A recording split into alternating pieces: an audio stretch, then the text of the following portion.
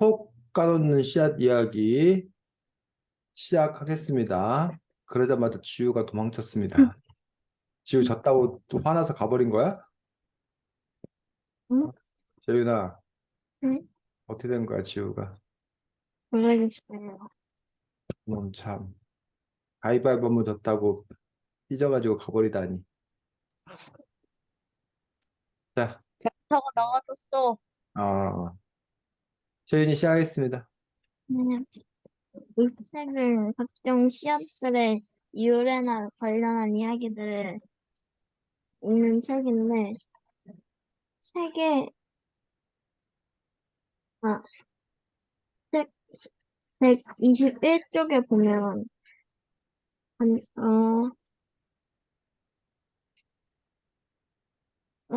이 책에서 하와이로 대한제국 백성들이 갔는데, 어떤 사람은 돈도 조금만 받고, 어, 이럴 줄 알았으면 그냥 있을 걸 하면서 후회하는 사람도 있었고, 돈을 엄청 차근차근 많이 모아가지고, 거기에, 독립운동가들을 위해 그런 도움을 줄 수 있는 곳을 만들게 해주셔서 감사합니다. 라고 이렇게 고맙게 생각하는 사람도 있었는데, 자신이라면 이 두 의견 중에서 자신이라면 어떤 생각을 할지 한번 이야기해 보려고 합니다. 저는 그 돈을 모아서 우리나라 사람 독립운동가들을 도와주려고 생각하는 그런 엄청 큰 상상력, 생각하는 힘을 가지고 있지 않기 때문에 만약 저라면 한 달도 안 하고 에이 돈 조금만 주네 하고 그냥 고향으로 돌아갔을 것 같습니다. 그러면 김지훈은 어떻게 생각하시나요? 저 같은 경우는, 아예 그냥, 저 같은 경우는 한 번 해요. 한 번 하고, 안 됐어. 에이, 씨팔라, 몰라, 이러면서 그거 할 것 같아요. 네, 그러면 이 선배는 어떻게 생각하시나요? 네, 저는 주어진 상황에서 우선 최선을 다해야 한다고 생각을 합니다. 만약에 또 뭐 불평불만이 있었다라면 그걸 어떻게 고칠 수 있을 건가에 대해서 노력한다고 생각이 드는데, 어쨌든 뭐 당시 고국의 현실을 생각하면 당시 조선은 일본의 식민지에 처할 어떤 그 어려운 상황이기 때문에 어쨌든 뭐 하와이로 간 것도 쉽지 않은 어려운 상황이었지만 그곳에서 최선을 다하고 그곳에서 살아갈 길을 찾으려고 노력했을 듯합니다. 네, 그러면 책 156쪽에 그 인상욱 상인이 인삼을 팔는데 거기서 북경 상인들이 너무 비싸서 뭐라 해야 돼? 그 인삼을 안 사서 문제가 되어서 임상욱이 임삼을 둘러 태워서 두 배로 그 북경 상인들이 그걸 살 수 있게 하였는데 만약에 자신이 그 상황에 처해 있는 임상욱이라면 어떻게 해서 북경 상인들이 그 인삼을 사게 할 것인지 한번 이야기해 보려고 합니다. 음, 만약에 저라면 그 인삼을 뭐지? 값을 내려서 팔고 있다가 그 사람들이 왔을 때 가격을 올리고 그 사람들을 살짝 얄밉게 약올려가지고 그 사람들이 화가 나서 살 수 있게 할 것 같습니다. 그럼 김지윤은 어떻게 생각하시나요? 다시 한 번만, 그 156쪽에 자신이 임상옥 상인이라면 어떻게 북경 상인들이 인삼을 사게 할 것인지. 저는요, 이렇게 할 것 같아요. 아싸, 아싸. 우리 몸에 좋은 인삼 싸다 싸 한번 사 보시오. 이렇게 좀 깔 것 같아요. 네, 그럼 이 선배는 어떻게 생각하시나요? 네, 저는 사실은 장사에 별로 재주가 없어가지고 어떻게 해야 될지 사실은 방법을 찾기 어려울 듯 합니다. 그래서 일단은 뭐 왜 이 사람들이 안 사는가? 이 사람들이 여기 보니까 일부러 가격을 낮추려고 안 사는 담합이었던 그런 분이라면 사실 좀 고민이 되었을 듯 합니다. 근데 여기서 이 사람처럼 뭐 불태우고 이러지는 못하고 그냥 살 사람이 없으면 우린 다른 곳으로 가겠다 해서 서둘러 그냥 인삼 장사를 접겠다 해서 다른 지역으로 떠나려고 떠나겠습니다. 그러면 아마 그들이 붙잡지 않을까라고 생각하고 싶은데 안 붙잡으면 정말 낭패일 듯합니다. 네, 그리고 마지막으로 책 113쪽에 인류의 마지막 희망 국제 종자 정어장조라고 저장고라고 되어 있는데 이 인류는 미래에 닥칠지도 모르는 천재지변이나 운석의 충돌, 핵전쟁 등에 불안해서 좀, 뭐 씨앗들을 모아가지고 그런 보관하는 창고 같은 걸 만드는 게 있는데 만약에 자신이 이 저장고에 종자가 아니라 다른 뭐 음식이나 그런 걸 넣을 수 있다면 자신은 뭘 넣을지 한번 이야기해 보겠습니다. 일단 저는 운석의 충돌이나 핵전쟁 같은 게 일어나면 먹을 것도 다 말라 죽고 그리고 뭐 물도 다 더러워져가지고 마실 물도 없기 때문에 만약에 저라면 그 쌀과 그리고 빵 그리고 물 이 세 가지를 많이 만들어가지고 지금 그 저장을 할 것 같습니다. 그럼 김지훈 어떻게 생각하시나요? 저 같은 경우에 감자를 많이 키워서 어떻게든 감자로 먹고 살고 그래야 될 것 같습니다. 그러면 이 선배는 어떻게 생각하시나요? 네, 저는 뭐 그 씨앗들을 저장해 놓는 것도 중요하지만 그걸 어떻게 이제 그 농사를 지어야 되는 건가 그런 것들을 방법을 알려주기 때문에 뭐 그 그림 같은 거 그 글로 된 책을 쏜다던가 근데 글도 그 당시 사람들이 뭐 못 읽을 사람도 있으니까 어쨌든 그림이나 뭐 어떤 만화 형식으로 쉽게 그 작물을 재배하는 그런 방식이라던가 어쨌든 어, 후손에게 꼭 살아남기 위해서 필요로 한 어떤 그런 내용들을 알기 쉽게 그림으로 남기는 노력들 만화 같은 읽기 쉽게 그렇게 지식을 남기는 것들이 필요하다고 생각합니다. 네, 그러면 저는 이선입니다. 네, 수고했습니다. 지금 이제 우리 재윤이가 말했던 부분들 먼저 한 번씩 좀 짚고 그리고 나서 이제 넘어가도록 하겠습니다. 그래서 우리 인류 스스로 어쩌면 이 지구가 멸망할지도 모른다라는 부분에서 커다랗게 이제 몇 가지 요인들이 있습니다. 아까 얘기했던 외부적 요인, 뭐 이렇게 운석이 충돌한다던가 뭐 이런 식으로 외부적인 요인에 의해서 지구에 좀 이렇게 문제가 있을 수 있다라고 생각합니다. 그래서 이제 인류가 멸종될 어떤 그런 위험에 처할 수 있다. 또 하나는 내부적 요인. 우리 인간들 스스로가 지금 현재 핵무기를 갖고 있는데 핵 전쟁이 터졌을 경우에 이미 인류 전체가 이렇게 위험에 빠질 수 있는 어떤 그런 상황이라는 거예요.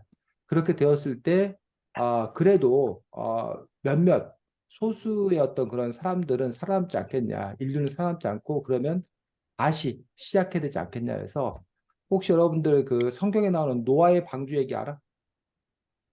네. 아, 세상 사람들이 너무 이제 제멋대로고 너무 엉망진창이어서 하나님이 화가 나가지고 이 세상을 물로 심판, 다 쓸어버리겠다 생각한 거예요. 그래가지고 이제 몇 날 며칠이 엄청나게 비가 많이 와서 이제 홍수가 나게 되는데 그래서 이제 이 세상을 다 쓸어버리는데 그때 그 착한 의인인 노아에게 미리 그거를 귀띔해줘. 그리고 노아 너는 살아남아라. 그래서 노아가 커다란 배를 만들어 가지고 그 커다란 배 안에다가 식물이나 동물들을 다 한 쌍씩 데리고 들어가. 자기 가족들과. 그래서 이제 엄청나게 비가 많이 오니까 노아가 만든 커다란 배는 이제 그 비에서도 이렇게 둥둥 떠다니며 그 살 수 있는 거지. 그래서 이제 세상이 물로 그 쓰러졌던 그런 상황에서 그 노아가 이제 비가 그치니까 다시 이제 그 노아의 방주에 실었던 그런 동물들이나 이런 식물들을 가지고서 새롭게 이제 세상을 시작한다라는 그런 이야기가 이제 성경에 나와. 성경에 나와는 어떤 그런 것처럼. 그래서 이제 사람들도 그런 아이디어를 낸 거야. 이 인류의 최후의 날, 인류의 멸망의 날이 있다 하더라도 그러면 노아의 방주처럼 뭔가 다시 시작할 수 있는 어떤 가장 그 밑받침이 되는 것을 하자라고 하면서 그것들이 바로 뭐에 관한 것이다? 씨앗들을 잘 보관해 놓는구나 해서 국제 종자 저장소를 만들었다고 되어 있습니다. 그래서 어, 여기 책에도 사진이 몇 장 나왔는데 이 국제 종자 저장소가 아, 여기 스발바르 국제 종자 저장소라고 합니다. 그래서 내부에는 이런 식으로 이제 씨앗을 남은 그런 함들이 이렇게 있는 걸로 있고 전체적인 구조는 이런 식으로 되어 있다고 합니다. 스발바르라는 곳이 전체적으로 이렇게 되어 있고 외부에서 보면 이런 식으로 되어 있고 우리 책에도 나온 사진이 이런 식의 어떤 그런 어, 사진이 바로 그 스발바르 국제종자 저장소의 그 내부 모습들. 그래서 이제 여기 보면 노르웨이보다 그 위쪽 스발바르 제도라는 곳에 돼 있어서 거의 이제 북극 가까이에 있는 그쪽에 이렇게 안에 내부 모습입니다. 그래서 스발바르 국제 씨앗 저장소가 이렇게 있는 것들을 볼 수가 있습니다. 그래서 어, 50만 종 이상의 씨앗을 보관하고 있는 곳이라고 이야기합니다. 자, 그 다음에 얘기했던 것들이 뭐냐면 인삼에 관한 이야기를 했습니다. 인삼. 아, 혹시 요거 차이 알아?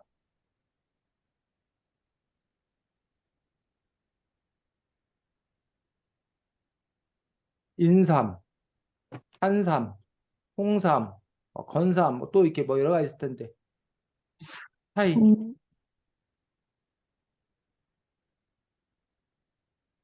뭐가 있냐면 요 산삼이 보통 이제 우리가 산에서 자연적으로 어? 자연적으로 자라난 삶. 요걸 보고 이제 뭐라 그런다? 산삼. 산삼이래, 산삼. 산삼이라고 그러고, 우리가 뭐라 그러지? 저기를 신만이라고 그러나? 산삼 캐는 사람들을? 몰라? 신만이라고 산삼 캐러 다니는 그 사람들을 신만이라고 그러는데, 신만이. 신만이었는데, 인삼은 사람들이 뭐해서? 밭에서 키운 삶. 그러니까 이 산삼, 야생의 산삼을 그 씨를 봐다가 사람들이 직접 밭에서 뭐 한 거야? 키운 거야. 인삼 밭에서. 그래서 우리 대전 바로 옆에 금산이라는 곳 알아? 네? 금산. 우리 대전 바로 옆에 금산군이 있거든? 네. 그 금산군이 바로 인삼으로 유명한 그런 지역이야. 그래서 여러분들 그 고속도로 타고 가다가 금산 휴게소에 가면 인삼 무슨 튀김도 팔고 막 그래. 그리고 금산에서 인삼 축제도 하고. 그 사람들이 밭에서 키우는 삶이 인삼인데, 그 인삼 중에 이제 유명한 인삼이 이 금산의 인삼도 중요하고, 그다음에 강화도 인삼도 유명하고, 뭐 이런 식으로 이제 몇 군데 인삼 재배지로서 유명한 그런 부분이 있습니다. 그 다음에 장례삼이라는 게 있어. 장례삼은 산삼과 인삼의 사이야. 그러니까 산삼과 인삼의 사이라는 게 무슨 말이냐? 장례삼은 산에다가 사람들이 뿌린 씨앗, 음, 씨앗이 뭐 한 거? 자란 거. 자란. 요게 이제 뭐야? 장내삼이야. 그러니까 산에서 났으니까 산삼인데 산삼은 아예 사람들의 손길이 하나도 안 닿은 거야. 근데 이 장내삼은 사람들이 뿌린 거야, 씨앗을. 그래서 사람들의 손길이 닿은 거야. 그 사이가 이제 장내삼이지. 인삼하고 다른 점은 인삼은 처음부터 끝까지 사람들이 다 일부러 키운 거고. 그런 점이 좀 다른 거야. 그 다음에 여러분들 홍삼은 많이 들어봤지? 네. 홍삼은 여러분들이 삼을 쪄가지고 뭐 한 거? 말린 거, 말려서 아니면 쪄서 여러분들 먹기 좋게 이제 만든 그 제품으로 만든 게 이제 홍삼인 걸 볼 수 있고, 건삼은 요 이런 인삼이나 이런 삼을 말린 거, 삼을 뭐 한 거? 말린 거. 말린 거. 어, 이런 식으로 삼에도 그런 종류가 여러 가지 종류가 이렇게 있는 것들을 볼 수가 있습니다. 이거는 인삼을 뭐 한 거? 푹 찌고 말려서 찌고 말린 거. 그러면 이제 이런 식으로 이제 인사 삶의 종류가 이렇게 여러 가지 어떤 이런 종류가 있는 것들을 볼 수가 있습니다. 그래서 우리나라는 과거로부터 요 인삼이 아주 유명했던 그러한 나라였고, 그래서 우리나라가 다른 나라에다가 이렇게 인삼을 수출하기도 했던 그런 부분들을 볼 수가 있습니다. 자, 그런데 어, 그 이목상이라는 사람은 실제 인물이야. 아주 그 거상, 아주 조선시대 때 아주 유명한 상인이어서 거상 이목상에 관한 어떤 그런 소설 뭐 이런 부분들도 있는 것들을 볼 수가 있는데, 그 이목상이 왜 인삼을 그 불태운 거야? 음, 사람들이 인삼을 사게 하기 위해. 그러니까 왜 인삼을 불태우면 인삼을 사냐고. 어,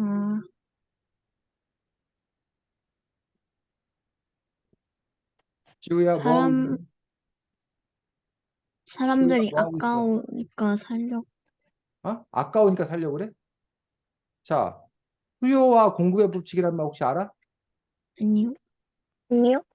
자, 수요와 공급의 법칙이라는 건 뭐냐면, 사려는 사람이 많으면 값이 올라간다, 떨어진다. 올라간다. 올라간다. 비싸진다. 즉, 지우가 뭐 아이스크림을 갖고 있는데, 막 서로 사람들이, 나도 아이스크림 살래, 나도 아이스크림 살래. 그러면 지우가 그 사람들에게 더 비싼 가격을 낸 사람에게 난 이 아이스크림을 팔 거야. 라고 할 거 아니야. 그 사려는 사람들이 많으면 값이 올라가. 반대로, 뭐 하는 사람이 많으면, 8년 살려는 사람이 많으면 값이 뭐 한다? 살려간다. 떨어진다. 어? 지우도 팔려고 그러고, 뭐 선배도 팔려고 그러고, 막 다른 사람이 서로 팔려고 하는데 살려고 하는 사람은 재윤이 혼자밖에 없어. 그럼 재윤이가 뭐라고 그래? 나 제일 더 싼 거. 싸게 사는 사람한테, 싸게 파는 사람한테 살 거야. 이럴 거 아니야. 네. 이렇게 수요는 사려는 사람이야. 공급은 뭐 하는 사람이야? 팔려는 팔, 사람이야. 그래서 사려는 사람이 많냐, 팔려는 사람이 많냐에 따라서 값이 뭐 한다는 거야? 달라진다. 달라진다는 거야. 자, 그러면 여기 상황은 자, 인삼이라는 물건이 왜 값이 비쌌을까? 사랑하는 사람이 많아서. 그렇지. 우리나라에서 인삼을 가다가 중국에 가져갔는데 그 인삼은 중국에는 없어. 우리나라에만 있는 거야. 그런데 중국에서는 인삼을 사려는 사람들이 많았다는 얘기야. 그러니까 인삼값이 비쌀 수밖에 없다는 거지. 그런데 요 사람들이 그 인삼의 값을 떨어뜨리기 위해서 일부러 뭐해? 작전을 쓴 게 뭔 거야? 그거를, 어, 안 사기로 약속을 맺은 거잖아. 중국 상인들이 뭐 하지 않기로? 사지 사지 않기로. 않기로. 어? 약속을 한 거야. 그러면 수요가 사라진 거지. 네, 그러면 값이 어떻게 돼? 내려가요. 떨어지겠지. 근데 이때 이목상이 한 일이 뭐라고? 인삼을 어떻게 한 거야? 배워요. 불태운 거야. 불태운 것은 결국 공급이 뭐 하는 거야? 공급이 살아, 어? 공급이 높 공급 그 팔 인삼이 태워버리면 인삼의 양이 줄어들어요. 줄어든 거지. 공급이 줄어드는 거지. 자, 공급이 줄어들면 값이 어떻게 돼? 쌀, 비밥 비싸. 밥이 값이 비싸. 비싸. 그렇지. 값이 비싸지지. 지금 계속 재훈이 혼자 공부하고 있습니다. 자, 계속 값이 비싸지는 그런 걸 볼 수 있어. 그러니까 이 사람들은 중국 상인들은 아예 끝까지 사지 않을 거면 상관이 없지만 자기들이 그 사기는 해야 돼. 근데 이 불태워버리면 공급이 줄어들 거고 그러면 값이 점점 뭐 할 수밖에 없다는 거야? 비쌀 비싸질 비싸죠. 수밖에 수밖에 없다. 없다는 거야. 그러니까 결국은 이 사람들이 뭐 한 거야? 포기한 거지. 또 이와 비슷한 일이 지금도 있습니다. 네. 무슨 일이 있냐? 어, 명품, 아, 어? 명품 명품 브랜드. 가방이나 이런 것들을 이 브랜드 회사에, 이 명품 회사에서 가방을 만약에 100개를 만들었어. 네. 네, 그런데 50개가 팔렸어. 네. 50개가 만약에 100만 원, 이 100만 원씩 100만 원씩에 팔았어. 그리고 50개가 남았어. 네. 자, 이러면 재윤이나 지훈은 어떻게 할 거야? 100만 원씩 50개가 팔리고 50개가 남았어. 그러면 재윤이나 지훈은 어떻게 할 거야? 남은 음, 거를. 반 정도 더 깎아요. 뭐라고, 지우야? 반 정도 더 깎아요. 50만 원씩 판다고? 네. 지훈은 이렇게 한다. 재윤이는 올릴 것 같아요. 가격을 올린다고? 재윤이는 가격을 올린다?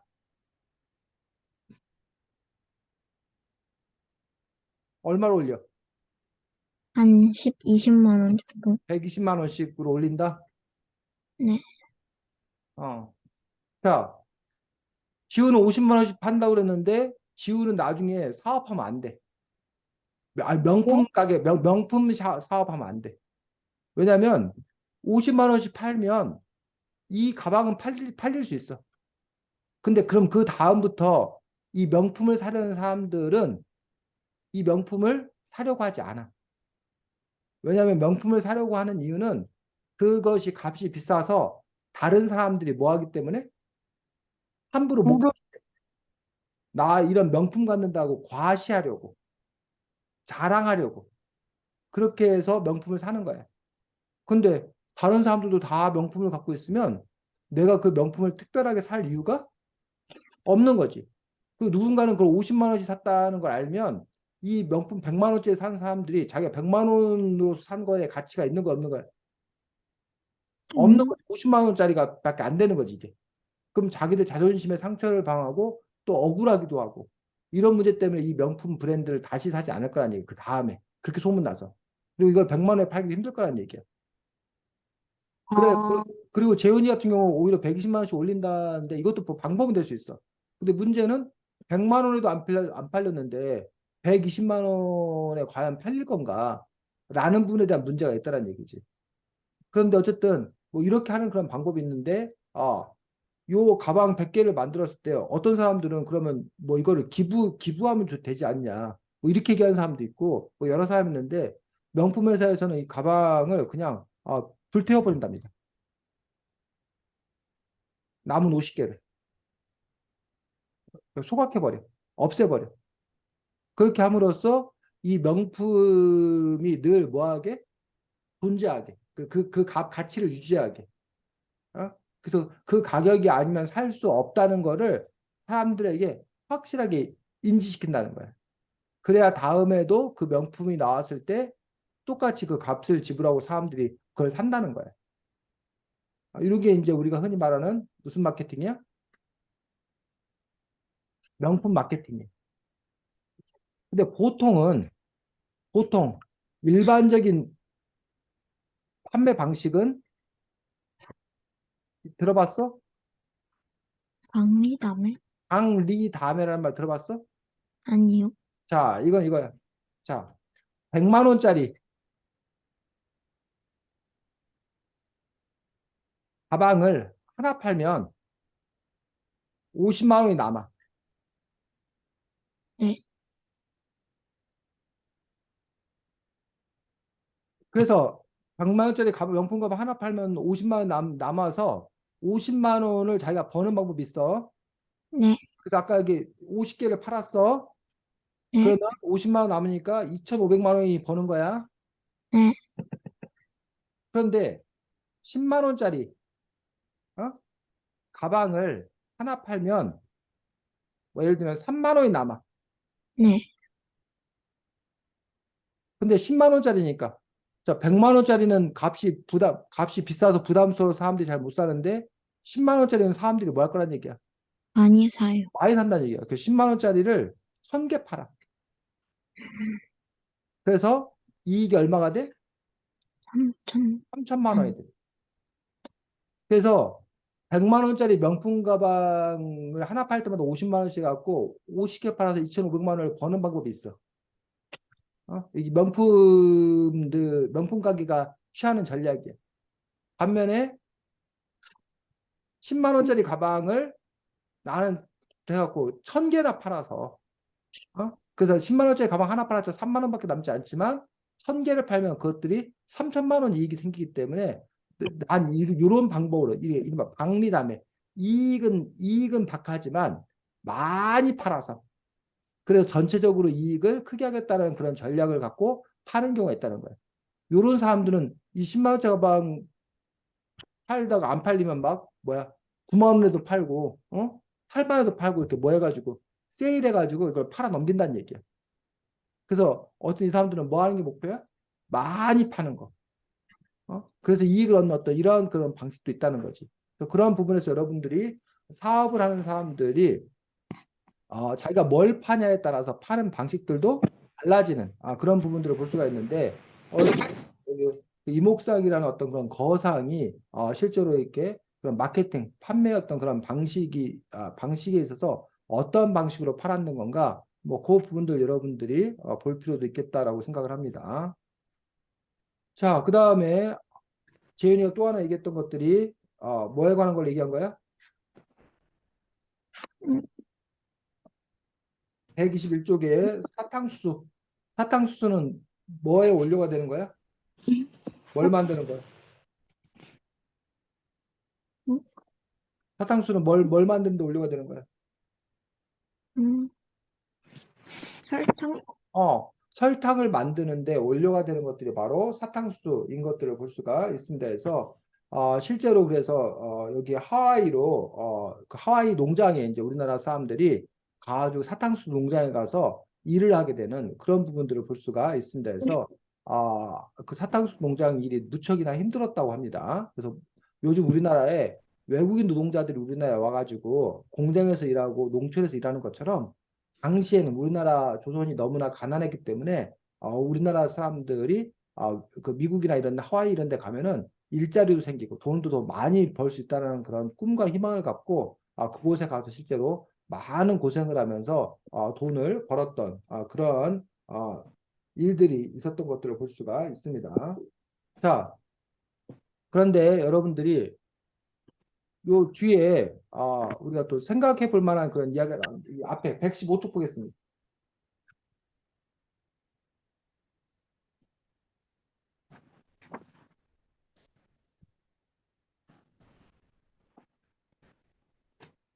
자, 115쪽에 이른바 삼강무역이라는 게 나오는데 그 삼강무역이라는 것이 무엇인지 여러분들이 한번 보도록 하겠습니다. 115쪽 폈어? 네.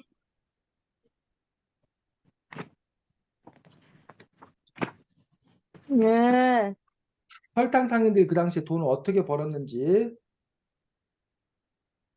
음, 자, 첫 번째 뭐를 면직물이나 총, 엔징굴이나 총을 가지고 와서 뭐와 바꿔? 아프리카의 노예들과 바뀌었다.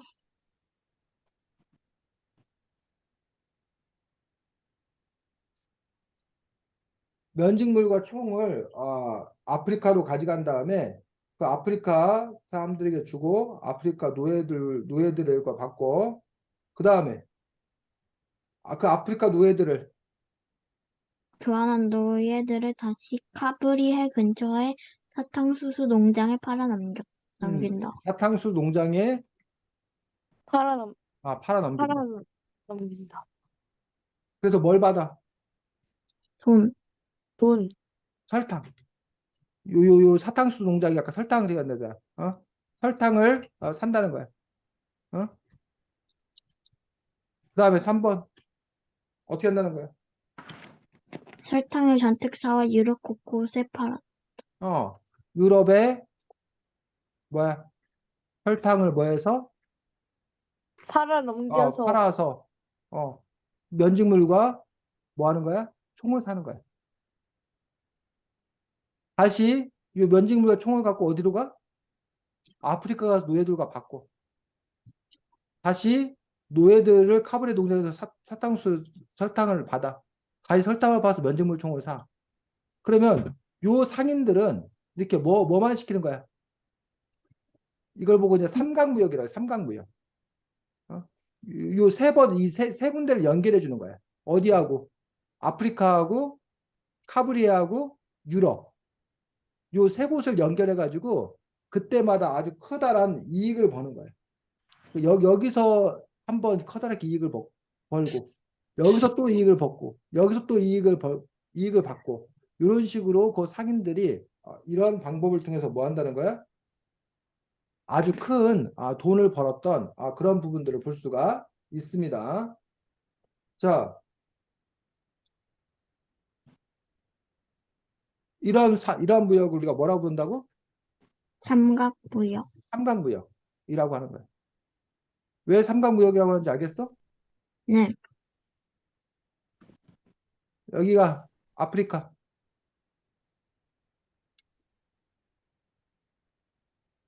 여기가 뭐 카브리에, 여기가 어디? 유럽. 유럽.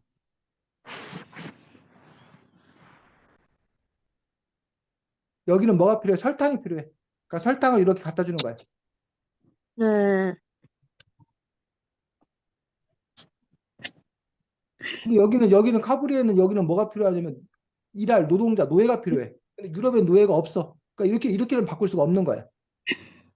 이해가?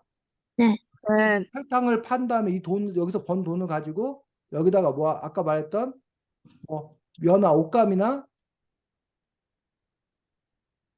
뭐 총, 총 같은 거를 갖다 팔아. 그리고 이 아프리카에선 누굴 잡아다가 노예,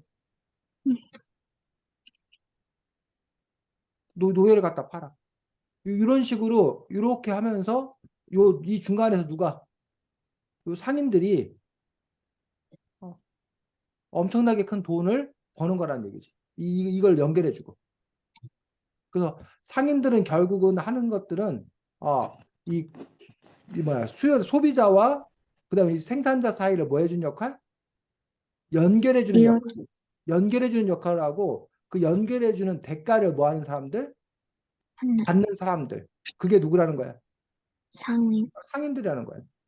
자, 어, 여기 농부가 배추 농사를 지었어. 그 다음에 도시에 사람이 뭐야 그 배추를 사 먹어야 되잖아. 네, 배추를 사 먹어야 돼. 근데 이 도시의 사람이 농촌까지 가가지고 배추를 일일이 사올 수가 없어요. 없지. 그거는 중간에 상인이 농부에게 배추를 사서 도시의 사람들에게 배추를 뭐 하는 거야? 팔, 판매하는 거잖아. 근데 농부할 때 살 때는 만약에 이 배추를 한 포기에 500원에 사. 근데 도시에 있는 이 사람한테 팔 때는 한 포기에 5,000원에 팔아. 그럼 중간에 얼마를? 사촌, 4,500원을 상인이 뭐 하는 거야? 갖는 거지. 근데 이제 물론 상인은 이걸 옮겨가는 과정에서 운반비도 들고 또 뭐 가게도 차려야 되고 또 뭐 여러 가지 그런 부분들 있지. 그리고 뭐 늘 5,000원을 받는 게 아니라 뭐 상황에 따라서 500원짜리를 뭐 가졌다고 뭐 1,000원에 팔 수도 있고 2,000원에 팔 수도 있고 그때마다 상황이 다른데 이렇게 상인은 중간에 뭐 해준 역할? 연결해 준 역할. 근데 도시 사람 역할에 따라서 여기 농촌에 가면 500원인데 내가 이걸 왜 5천원에 사야 돼? 내가 농촌에 가서 5천 500원에 살 거야지만 도시 사람 혼자가 가서 농촌에 가서 배추 500원에 사가지고 오면 더 쌀까? 아니요. 왜 안 싸? 5천원짜리. 교통비도 들어가고, 그렇지. 이 농촌까지 가는데 시간하며 자동차로 갈 거면 교통비며 이렇게 하면은 그 돈이 훨씬 더 크다는 얘기야. 자기 한 폭이 500원짜리 한 폭이 사러 가는데 뭐 5만 원이 든다는 얘기야. 그러니까는 물론 뭐 수백 포기를 산다라면 직접 가가지고 자기가 사오는 게 더 유리하겠지. 근데 그게 아니라 한두 포기 살 거면 그냥 5천 원에 그 가게 가서 사는 것들이 더 유리한 어떤 그런 부분들이지. 이렇게 연결해준 어떤 그런 역할들을 하는 것들이 바로 상인들이 하는 그런 역할들이고 상인은 그 중간에서 이러한 수수료를 받아 챙기는 것들이 또 상인들이 해야 될 그런 상인들이 하는 그런 일들인 것들을 볼 수가 있습니다. 네. 자, 그 다음에 여러분들 어디 보냐면 122쪽, 123쪽 보겠습니다. 122쪽, 123쪽이요? 122쪽에 보면 설탕의 보급으로 사람들이 일을 더 많이 하게 됐대. 이게 무슨 말인지. 왜 설탕을, 시민들이 음, 설탕을 좋아하니까 설탕을 더 많이 받으려고 음, 설탕에 대해 관한 일을 더 많이 한 거 아닌가. 지우 자기 생각을 얘기한 거고, 지금 쌤님은 122쪽에 나와 있는 책 내용을 바탕으로 너가 이해해서 얘기를 하라고 요구한 거예요. 네.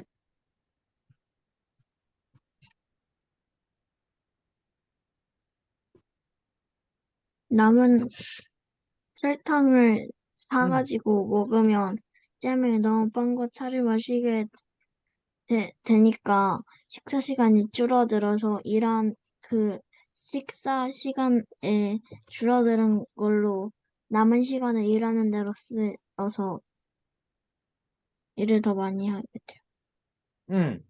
자, 지금 재윤이가 말한 부분. 근데 재윤이가 이게 이 말이 이해가 가? 아니요. 안 가?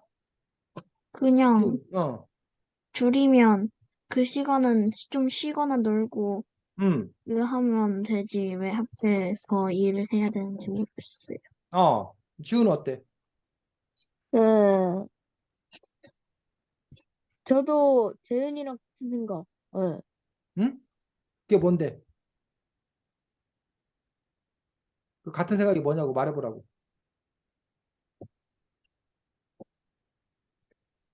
어,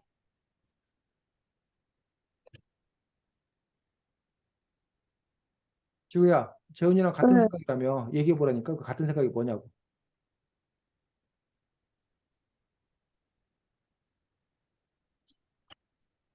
어? 어, 어, 왜 말을 못해?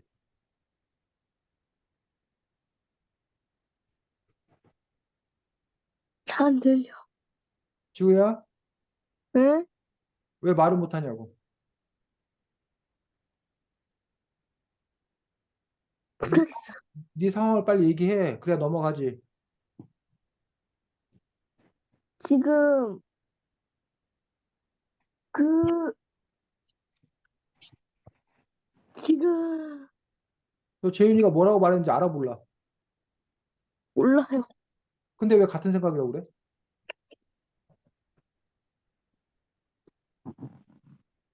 음, 어? 너 오늘 아까 계속 선생님이 재윤이하고 하고 있다고 선생님 몇 번 경고했는데 계속 정신. 네. 너 지금 책 어디서 너 몇 쪽 펴고 있어, 책? 122쪽, 123쪽이요. 어. 어디 부분 우리 지금 어디 부분 얘기하고 있어? 123쪽? 읽어봐. 어디 얘기하고 있나?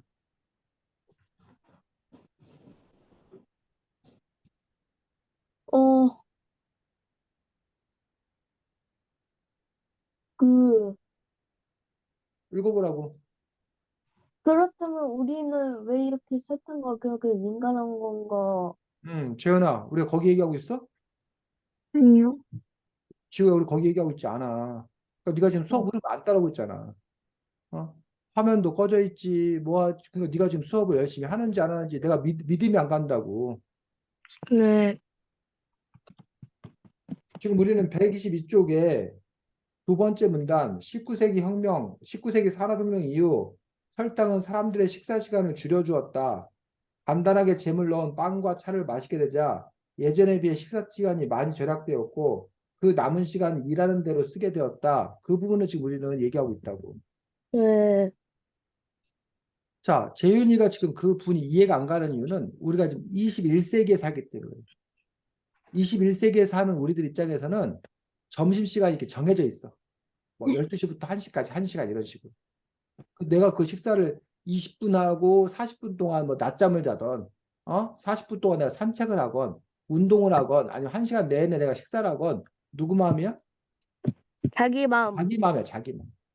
그런데 이 19세기 산업혁명 이 초기에는 노동자들의 어떤 그런 권리나 이런 것들이 별로 없었던 어떤 그런 시대였다는 얘기.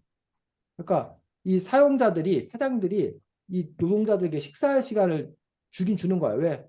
밥을 안 먹으면 배고파서 일을 못하니. 못하니까. 그러니까 밥 먹을 시간 줬단 말이야.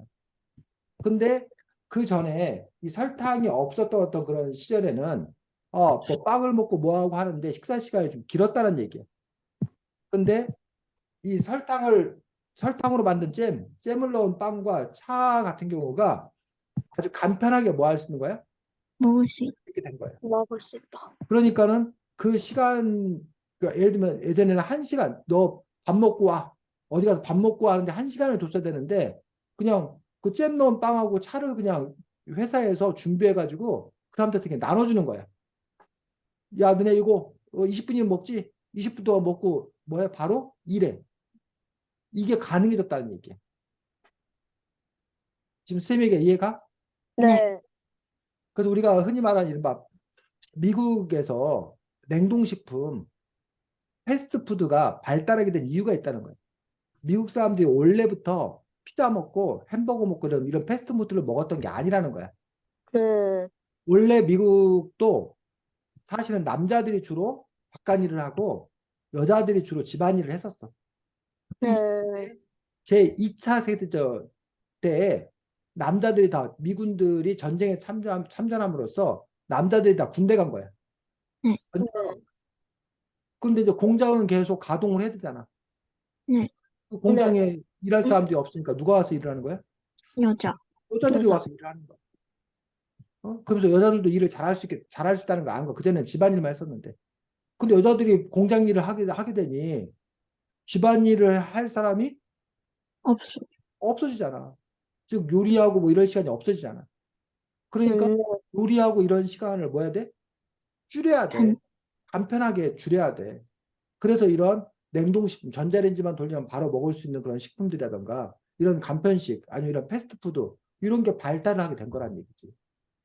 그래서 예전에 비해서 음식을 준비하고 그 뭐 가공하고 식사하고 처리하고 이런 시간 여러분들 아마 집에서 식사하려면 엄마 아빠가 그 뭐야 재료 사가지고 와서 뭐 손질하고 뭐 음식 만들고 먹고 치우고 하는데 최소한 뭐 두세 시간 이상이 걸릴 거야. 근데 그냥 뭐 해보면 배달시켜 먹으면 배달 음식 그냥 와가지고 그냥 먹는데 한 30분 먹고 나서 그 배달 음식 그냥 쓰레기 밖에 그냥 뭐 하면 돼. 내놓으면 버리면. 한 30분이면 되잖아. 음, 그러니까 두세 시간 걸릴 거를 30분 만에 해줄 수 있으니까 그 나머지 시간들을 뭐 공부를 하러 간다던가 다른 뭔가를 하러 간다던가 다른 시간에 이용한다는 거지. 그래서 여기서는 바로 그런 이야기를 하고 있는 거예요. 그리고 그 설탕이 준비하는데도 줄어들고 그 설탕이 그 당분이 뭐 당을 높여준다고 그러는데 사람들 그 에너지 순간적인 에너지를 주는 것들 이런 부분에 이제 기여하는 그런 바가 있었기 때문에 이렇게 노동자들에게 어떻게 보면은 노동 시간을 늘리는 그런 역할을 하게 되었다는 그런 설명을 지금 여기 하고 있는 것도 볼 수가 있습니다. 자, 지우가 조금 아까 읽었던 부분 123쪽에 설탕 가격에 사람들이 민감한 까닭이 뭐래? 음, 식료품이 설탕인데 그 가격이 오르면 생활에 영향이 받기 때문에, 요즘에 설탕 가격이 오르면 생활에 영향을 끼친다는 거야. 어, 그 그 설탕, 설탕이 들어간 과자, 음료, 빵 등의 음, 가격이 모두 잇따라 올라가가지고 그러면은 사람들이 먹을 게 거의 그 설탕 들은 게 절반 정도가 되니까 먹을 게 절반 정도 사라진 거고, 그래서 그 설탕 없이 그 설탕이 없어지면은 그 전에 먹었던 그 달콤한 맛들이 다 사라지는 거기 때문에 달콤하고 먹고 싶다 그런 생각이 많이 그렇지. 들어서. 아, 설탕 값이 오르면 우리가 그 여러분 설탕 파는 거 알아 따로? 네, 네, 그 슈퍼 같은 데 가면 설탕을 이렇게 팔잖아. 네, 네, 혹시 너네 집에도 그 설탕 이렇게 파는 설탕 있어? 네. 이렇게 잠깐만.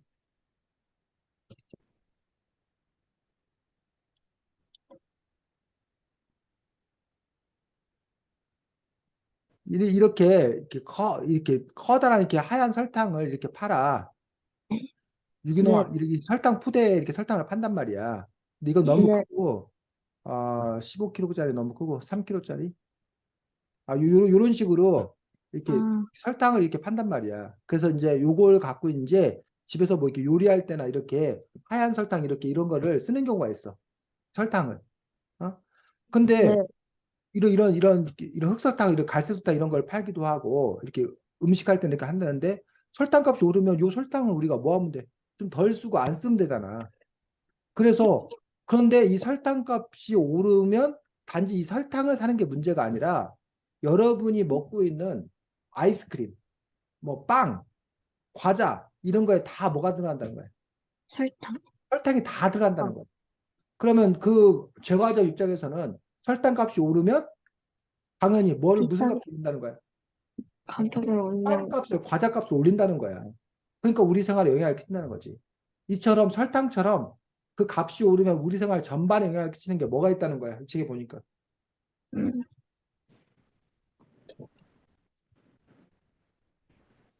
음, 이 책에 보니까 설탕 외에도 또 우리들 생활의 전반에 영향을 끼치는 것들은 뭐가 있대? 123쪽에 보니까. 쌀, 설탕, 밀가루. 그렇지. 설탕, 쌀과 밀가루, 설탕과 쌀, 밀가루. 이 설탕, 밀가루. 세 가지 공통점이 뭐야? 세 가지 공통점이 우리가 흔히 먹고 있는 우리가 흔히 먹는다는 거 첫 번째. 또 공통점이 흰색이나 셋다. 흰색. 그래서 이걸 합해서 뭐라고 그러는데? 300. 한백 제품이라는 그 백이 흰백, 하얀백 자라는 거예요.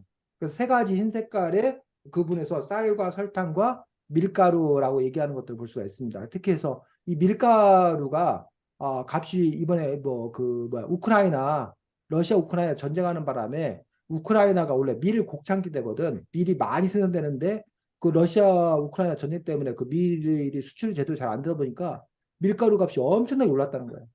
그 바람에 뭐야 빵값이 오르고 뭐 과자값이 오르고 라면값이 오르고 막 그런 값이 오르다 보니까 또 다른 것도 이렇게 덩달아 오르게 되는 그런 문제가 생기더라는 얘기죠. 그래서 요 쌀과 설탕과 밀가루 말고 또 요즘에 사람들이 이만저만 걱정인 게 뭐냐면 전기요금.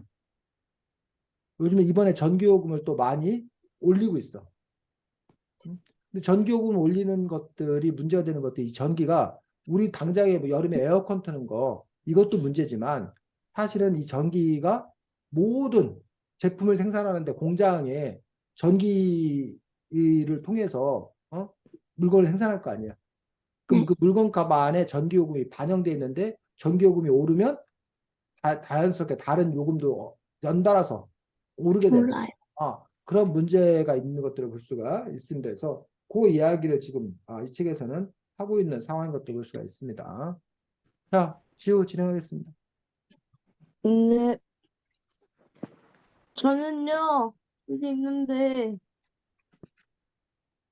그, 처음에는 제가 신을 좋아하니까 신에 대한 얘기를 할까 하는데, 그, 신들은 처음에, 신들은 처음에 진흙으로 첫 번째 인간을 만들었다고 했는데, 그, 비가 내리니까 그 진흙들이 없어지고 막 그랬고, 나무로 만들면은 어떤 표정을 짓는지 전혀 알 수가 없어서 사람들은 아, 옥, 옥수수를 로 반죽을 만들어가지고 만들었는데 자신 같으면은 뭘로 만들지 생각을 해보는 시간을 가져보도록 할 건데요. 저는요, 음, 저는요, 저는요, 사과로 만들어 볼까 싶어요. 사과가 또 몸에 또 수분도 있고, 그리고 흔히 있기도 하고, 그리고 또 사과도 막 그렇게 만들었는데 빗물이 쓸어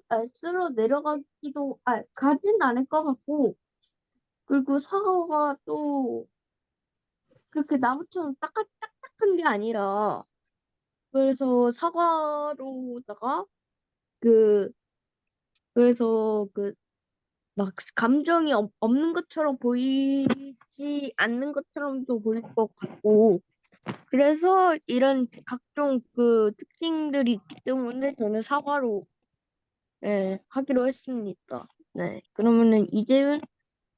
저는 사실 어, 그런 재료들이 뭐 물에 쓸려 내려가거나 녹거나 표정이 없어서 너무 딱딱하거나 이런 거를 그렇게 많이 알진 못해서 제가 만약에 인간을 만들어야 된다면 동물의 고기 같은 걸로 만들 것 같습니다. 왜냐하면 지금 저희 인체와 비슷하게 뼈대도 있고, 그리고 살점도 있고, 막 물에 녹지도 않으니까, 제가 만약에 인간을 만들었다면 고기로 만들 것 같습니다.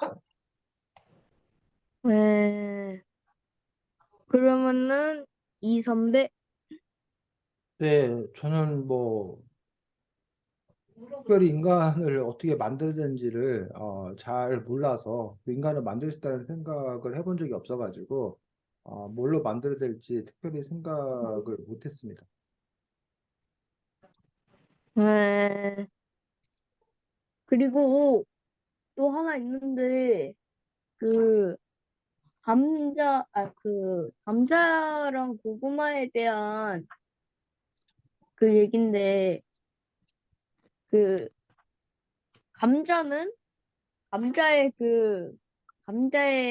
특징은, 감자는 아, 아무 때나 험한데 그런 데에도 그냥 빨리 할 수 있어서, 그 그렇게 아무리 지형이 가파르고 막 그래도 감자는 그냥 아무 일 없듯이 그냥 그 얻어서 채취를 할 수 있기 때문에 감자는 이런 편의성이 있고, 고구마는 고구마는 그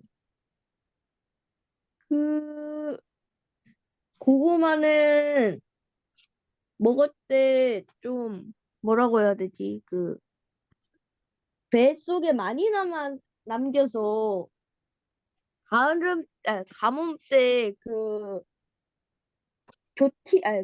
가뭄 때 고구마를 키워서 좀 살아남을 수 있기 때문에 이런 장점들이 있는데 자신이라면은 막 가뭄 그럴 때 모를 만들어서 모를 농사를 지어서 먹을지 생각을 해보는 시간을 가져보도록 하겠습니다. 예. 저 같은 경우에는 그냥 고구마를 키우는 게 낫지 않을까 싶습니다. 왜냐하면 고구마는 또 그 뱃속에 많이 남겨 있기도 하고 그러니까 가뭄 때 약간 도움이 될 수 있기 한 아, 이- 에, 도움이 될 수 있기 때문입니다. 네. 그러면은 이 선배 질문이 그래서 결국 뭔 거야? 그 아, 감자랑 고구마 이런 것들은 다 가뭄에 도움이 주는데 나 같았으면은 만약에 자신이라면은 고구마를 키울 건가 아니면 감자를 키울 건가 그런 것들을 생각을 해보는 거예요. 네. 어, 저는 뭐 특별히 고구마나 감자 둘 중에 하나를 고른다면 뭘도 제가 더 좋아하는 걸 고르겠는데 고구마도 좋고 감자도 좋아가지고 특별히 뭘 고려해야 될지는 잘 모르겠습니다. 다만 이제 생각해 보면 고구마가 조금 그러니까 가물고에서 이제 그 배불리 먹어야 되는 어떤 그런 상황이면 고구마가 오히려 식사용으로는 더 낫지 않나 싶습니다. 네, 그러면은 이제 저도 모두의 생각과 같이 고구마를 먹으면 배부름이 오래 가고 포만감을 느끼게 해주니까 가뭄에는 먹을 게 없어지는데 그때 사람들이 버티기가 좋을 것 같아서 저도 고구마를 키울 것 같습니다. 물량이 아니라 질로 가시네. 아무튼 저는 여기까지. 네, 수고했습니다. 지금 지우가 마지막에 얘기한 것들이 바로 어려운 말로 이렇게 얘기합니다. 구황작물, 우와, 뭐라고? 구황작물.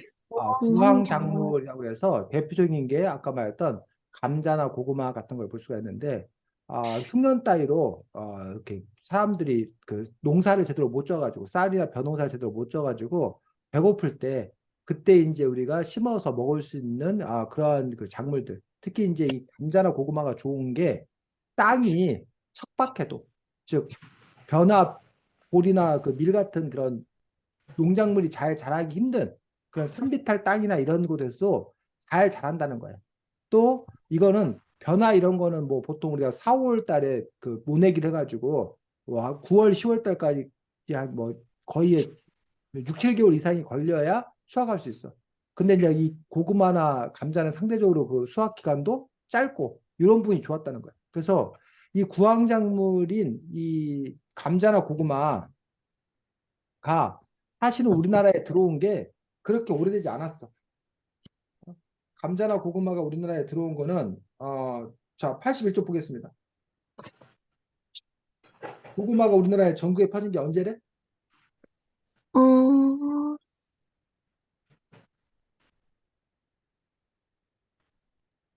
81쪽. 16세기, 어? 1900년대. 16세기 말에 고구마가 우리나라에 들어오긴 했지만 하지만 고구마를 제대로 농사 지을 수 없다는 거야.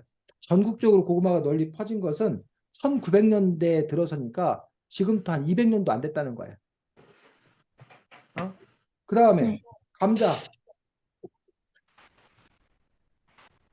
같은 경우에도 우리나라에 감자가 들어와서 그 우리나라 사람들이 감자를 먹기 시작한 지가 사실은 그 역시도 뭐야? 저, 오래되지 않았어. 어, 여기 72쪽, 73쪽에 보면 언제? 음, 1824년. 어, 1824년. 만주의 간도지방에 전해졌고, 그래서 우리나라에서 서울에서는 1883년 선교사에게 처음 재배됐다고 하니까는 1883, 이것도 역시 19세기예요, 19세기. 그러니까 200년도 안 됐다는 거야. 그러니까 이런 그러면 그 전에는 그러면 가뭄이 들고 했을 때 뭐 했냐? 그 전에 우리나라 사람들이 주로 했던 칡 알아? 네. 산에서 칡 해먹거나 아니면 도토리나 상수리 이런 거 주워가지고 먹거나 그랬다는 거야. 이런 걸로 구황작물을 대신했다는 거야. 근데 이제 감자나 고구마가 이런 칡이나 도토리 같은 것들에 비해서 훨씬 더 이제 뭐해? 배불리 먹을 수 있는 그런 또 구황작물이 되었던 것들을 볼 수가 있습니다. 그래서 어,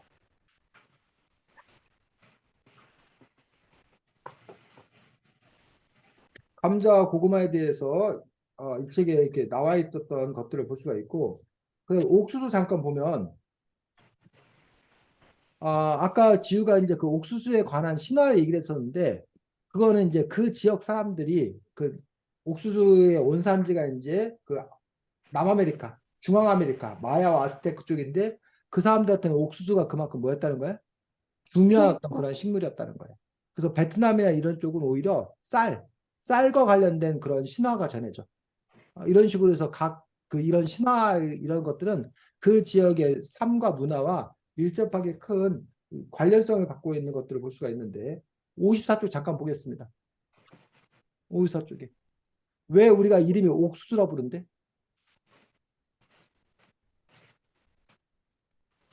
그, 노랗고 동그란 알갱이들이 알알이 박혀있는 모습이 무척이나 예뻐서 구슬처럼 반짝반짝 빛이 나고 아름답다는 뜻의 구슬옥자를 이름에 붙였다. 그렇지, 구슬옥자. 그 옥수수의 옥자가 구슬옥자 한자라는 거야. 그 구슬들이 막 이렇게 박혀 있는 것처럼 보여서 그 이름을 옥수수라 졌다는 거야. 그다음에 여러분 강냉이라는 말 들어봐서 강냉이? 네. 옥수수를 다른 말로 강냉이라고 그러거든. 그러니까 왜 근데 어, 강냉이라고 불렀다는 거야? 강남에서, 강남에서 왔다고. 근데 이 강남이 어딘지 알아? 맞아. 이 강남이 어딘 줄 알아? 아니요. 강남이 거기 여러분 아닐까? 강남하면 어디 생각나? 강남. 경기도요. 경기도? 네. 강남하면 여러분 서울에 강남이야 아, 강남. 어? 아파트. 성남인가? 싸이가 부른 아닌가? 강남 스타일 그 노래도 있고 아, 한강 이라면 아파트. 강남에서 여러분들 압구정동이나 뭐 서초동이나 대치동이나 이런 데를 강남이라잖아. 근데 네. 여기 말한 강남은 그 강남이 아니야. 네? 어디냐면 여기는 말한 강남은 중국의 강남, 양쯔강 이남. 강- 아, 중국의 양쯔강 이남에서 여러분들 왜 강남 갔던 제비가 돌아왔다 그런 말 들어봤어? 아니, 못 들어봐서 우리나라에서 있던 제비가 가을이 되면 나가잖아. 철새 가잖아. 그게 네. 이제 중국에 보면 양쯔강이라는 강이 있는데 그 양쯔강 이남, 양쯔강의 이남이 따뜻한 곳이야.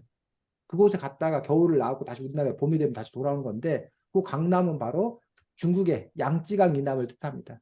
그쪽에서 이제 옥수수가 전파돼 들어왔기 때문에 강남에서 왔다고 해서 이렇게 강냉이라고 이름을 붙이는 그런 부분을 볼 수가 있습니다. 그 외에도 여기 보면 우리나라는 그냥 우리나라 사람들한테 옥수수는 간식이잖아, 간식. 네.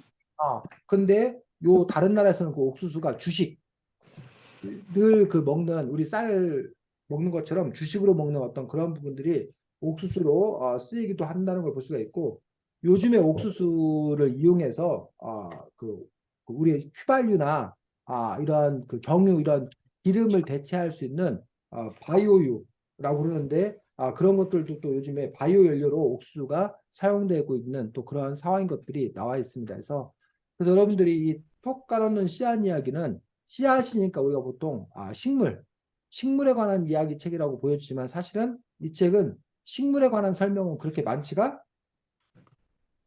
않고 많아요. 오히려 그 씨앗이 우리 그 역사에 사회 문화에 어떤 영향을 끼쳤나라는 부분에 대해서 아주 흥미롭게 소개를 하고 있는 그런 책입니다. 그래서 여러분들이 그래서 이 책을 잘 읽어두면 이른바 아는 게 많아지는 거죠. 어? 아는 게 박학다식해지는 그런 분들, 이른바 잡상식이 많아지는 또 그러한 책인 것들을 볼 수가 있습니다. 다음 주에는 책이 감자꽃. 감자꽃이라는 권태응 선생님의 동시집, 동시집. 권태응 시인의 동시집에서 오늘 여기 감자에 대한 얘기 나왔었는데 감자꽃이라는 동시집을 갖고 만나도록 하겠습니다. 자, 수고 많았고 지우 다음 주에는 욕 안 먹고 칭찬받는 지주가 됐으면 좋겠습니다. 응. 잘 지내고 안녕. 안녕히 안녕 계세요. 음. 계세요.